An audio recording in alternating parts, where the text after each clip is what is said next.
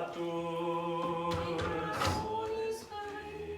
Lecture du très saint évangile selon saint Matthieu. Gloire à toi, Seigneur. Gloire à toi. Soyons attentifs. Le Seigneur dit cette parabole. Le royaume des cieux est semblable à un roi qui fit un festin de noces pour son fils. Il envoya ses serviteurs convier les invités à la noce, mais ils ne voulurent pas venir. De nouveau, il envoya d'autres serviteurs avec mission de dire aux invités: Voyez, j'ai préparé mon festin, on a tué mes bœufs et mes bêtes grasses, tout est prêt, venez aux noces. Mais ils ne tinrent pas compte de cette invitation et s'en allèrent, qui à son champ, qui à son commerce, et les autres s'emparèrent des serviteurs, les maltraitèrent et les tuèrent. Quand il apprit cela, le roi fut irrité et envoya ses troupes qui firent périr les meurtriers et incendièrent leur cité. Alors il dit à ses serviteurs: Le festin est prêt, mais les invités n'en étaient pas dignes. Allez donc dans les carrefours et conviez aux noces tous ceux que vous pourrez trouver. Les serviteurs s'en allèrent par les chemins, ramassèrent tous ceux qu'ils trouvèrent, les mauvais comme les bons, et la salle de noces fut remplie de convives. Le roi entra pour voir les convives et il aperçut un homme qui ne portait pas l'habit nuptial. Il lui dit: Mon ami, comment es-tu entré ici sans avoir un habit nuptial? L'homme resta muet. Alors le roi dit aux serviteurs: Jetez-le pieds et poings liés dans les ténèbres extérieures, où il y aura des pleurs et des grincements de dents. Car il y a beaucoup d'appelés, mais peu nombreux sont les élus. En ce temps-là, Jésus entra dans un village, et une femme du nom de Marthe le reçut dans sa maison. Elle avait une sœur appelée Marie, qui, s'étant assise aux pieds du Seigneur, écoutait sa parole. Quant à Marthe, elle était absorbée par les multiples soins du service. Intervenante, elle dit: Seigneur, cela ne te fait rien que ma sœur me laisse servir toute seule. Dis-lui de m'aider. Mais le Seigneur lui répondit: Marthe, Marthe, tu t'inquiètes et tu t'agites pour beaucoup de choses.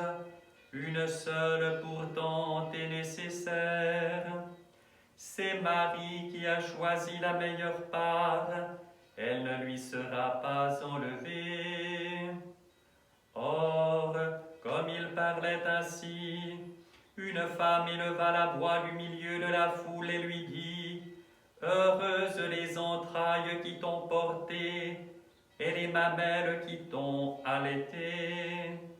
Mais il répondit: Heureux plutôt ceux qui écoutent la parole de Dieu et qui la gardent. Gloire à toi, Seigneur. Gloire à toi.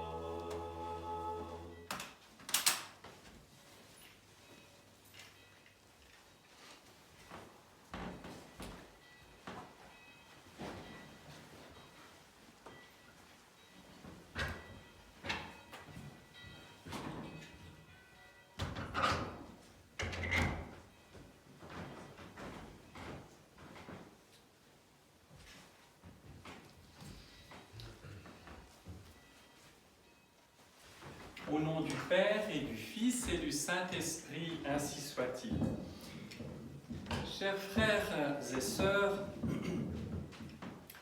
nous terminons cette année ecclésiastique, le 31 août, en l'occurrence de l'Ancien Style, par une fête mineure de la Mère de Dieu, celle de la déposition de la ceinture de la Mère de Dieu dans l'église des Kalkopreteia à Constantinople, au VIe siècle.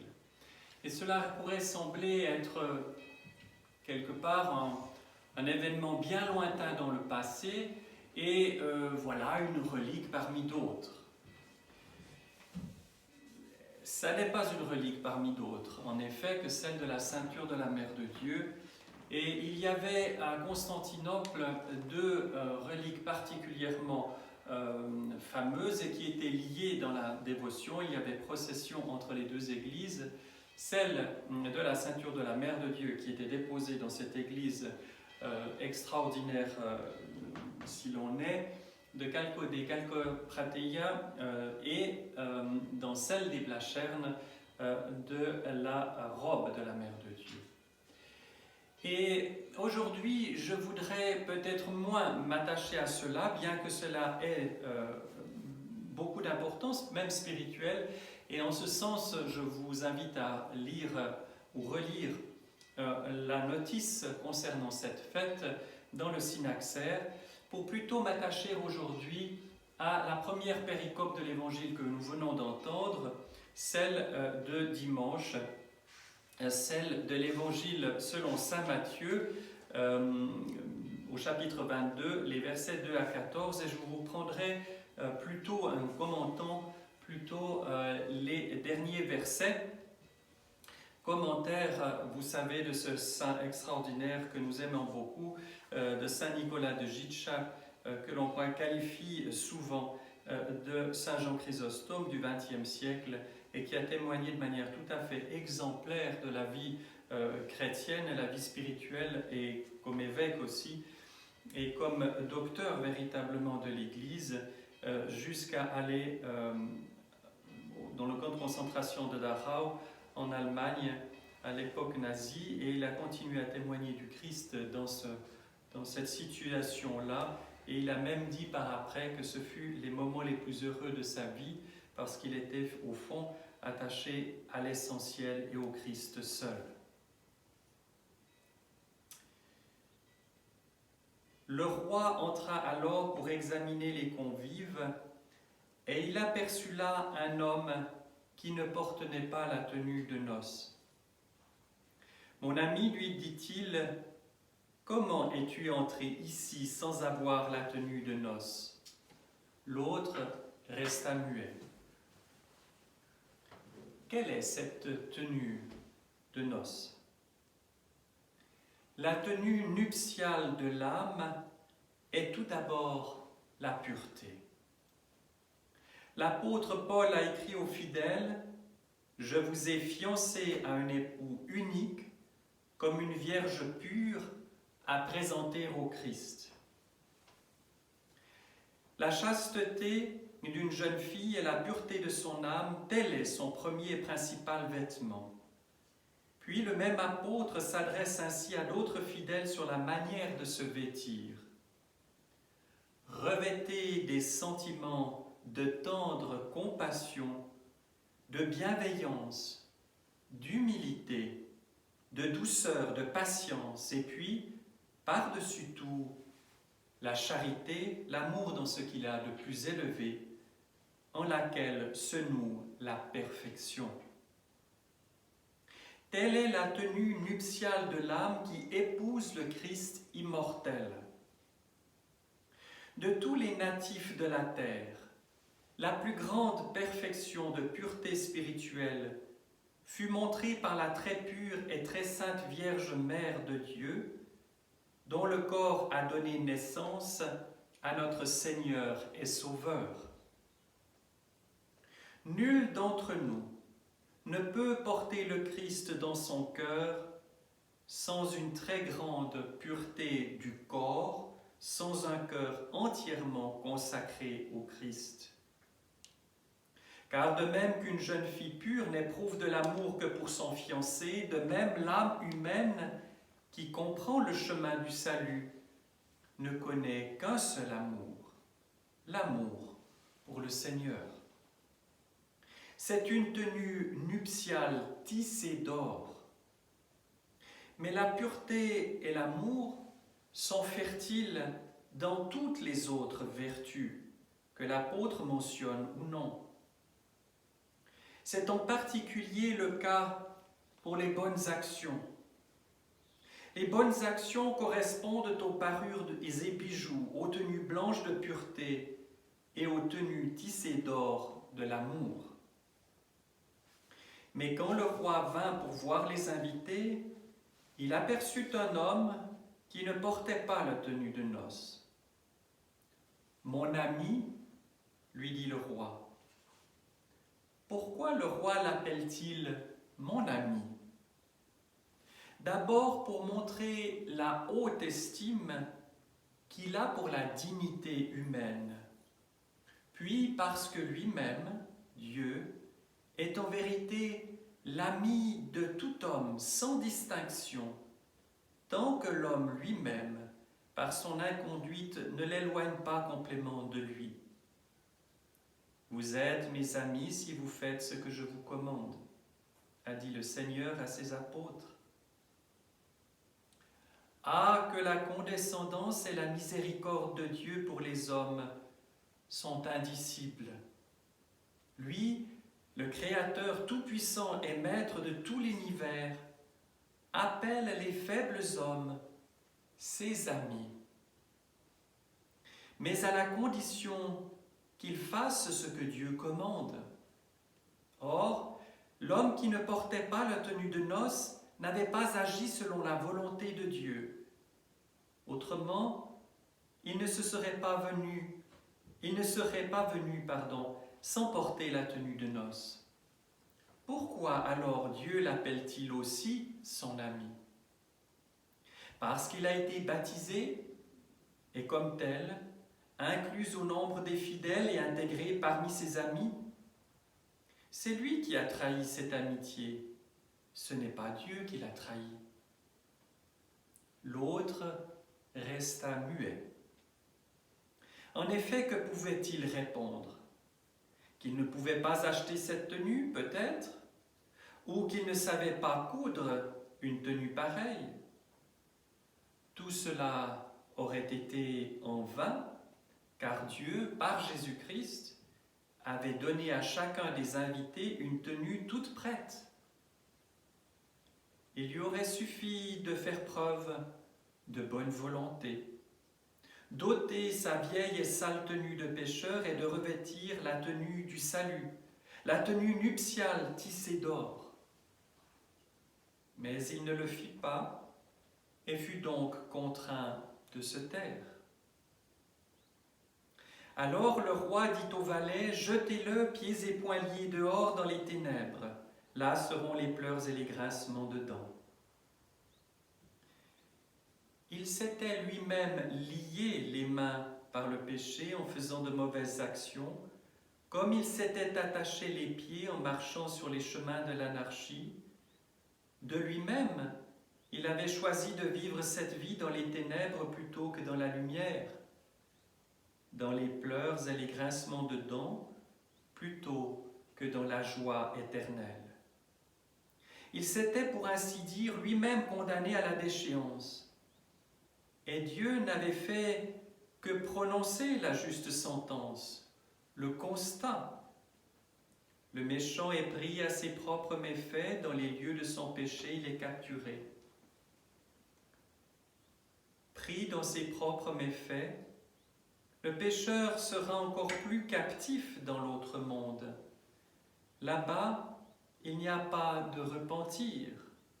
Le fait d'avoir les poings et les pieds liés montre que là-bas, il n'y a plus de repentir ni de possibilité pour l'homme de faire de bonnes actions en vue de son salut et de l'entrée dans le royaume.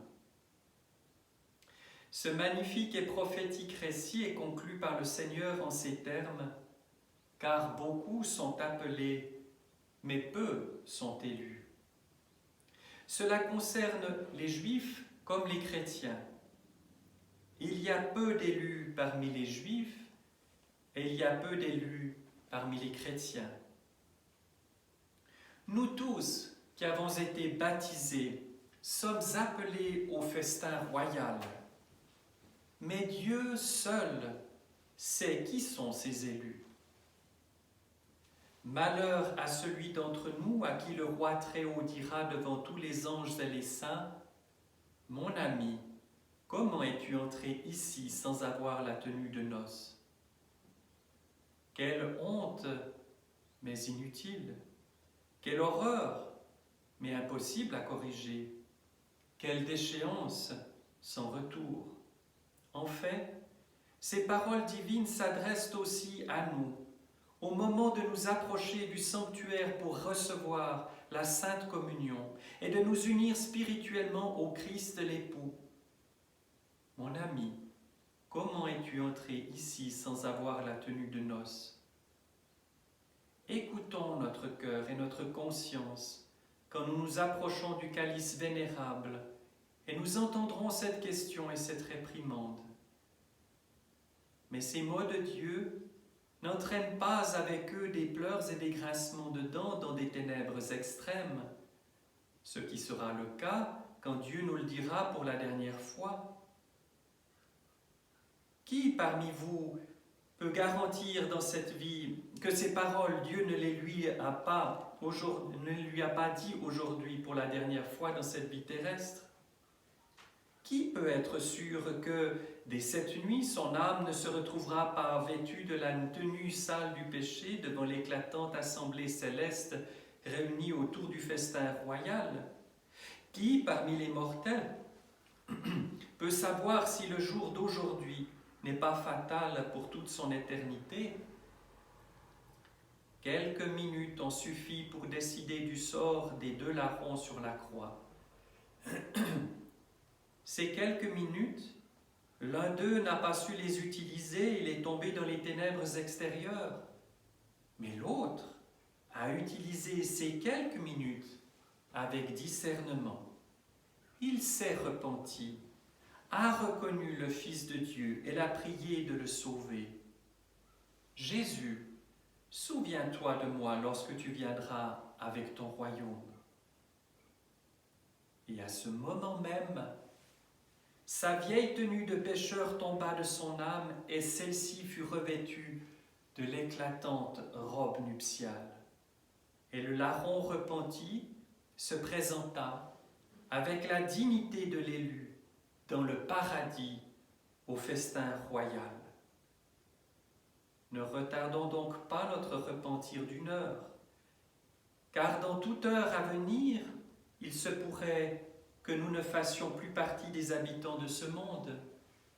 Nettoyons et lavons rapidement notre âme, au moins autant que nous nettoyons et lavons notre corps qui deviendra bientôt la nourriture des vers.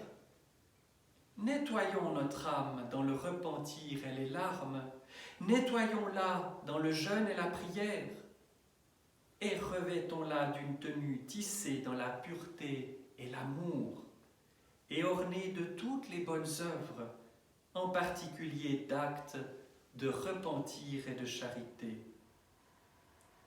Faisons le peu de choses que Dieu nous demande. Il fera le reste. Quand l'enfant se plaint à sa mère en lui disant que son corps est sale, sa mère le nettoie rapidement, le lave et le rhabille. Ah, que le Père céleste est plus miséricordieux qu'une mère avec ses enfants. En fait, l'âme humaine est tellement impure qu'elle ne peut se laver d'elle-même et se rendre ainsi digne de la présence divine. C'est à chaque homme de voir son impureté spirituelle, de la mépriser de tout son cœur, de faire le peu de choses attendues de lui et surtout d'implorer Dieu afin que Dieu le purifie dans le feu et dans l'esprit. Dieu attend de telles supplications de ses enfants bien-aimés repentis, tenant dans ses mains les tenues angéliques les plus somptueuses, toujours prêts à purifier, laver, fortifier, éclairer, parfumer et vêtir tous ceux qui, dans le repentir, l'implorent. Gloire et louange donc à notre Dieu très miséricordieux.